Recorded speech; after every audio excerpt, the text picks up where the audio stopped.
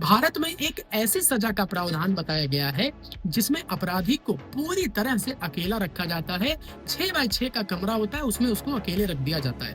ना उसके साथ कोई साथी कैदी होता है और ना ही उसे किसी से बातचीत करने का कोई मौका दिया जाता है। और इस पनिशमेंट को कहा जाता है सॉलिटरी कन्फाइनमेंट, जिसकी बात भारतीय न्याय संहिता के सेक्शन नंबर 11 और 12 में किया गया है।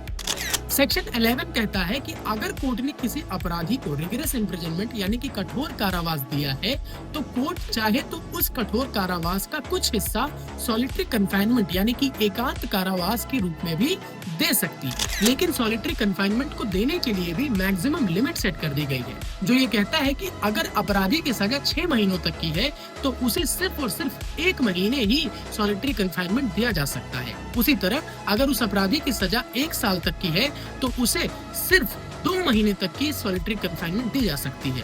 और अगर उस अपराधी की सजा 1 साल से ज्यादा है तो उसे मैक्सिमम 3 महीने तक की सॉलिटरी कन्फाइनमेंट दी जा सकती है। उससे ज्यादा उसे सॉलिटरी कन्फाइनमेंट कोर्ट नहीं दे सकती।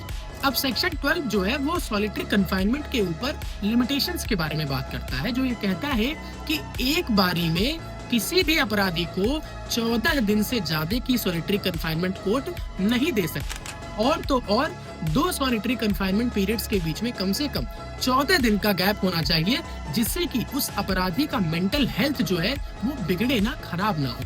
ऐसे और लीगल फैक्ट्स को जानने के लिए फॉलो कीजिए हमारे चैनल आशुतोष इनसाइट को।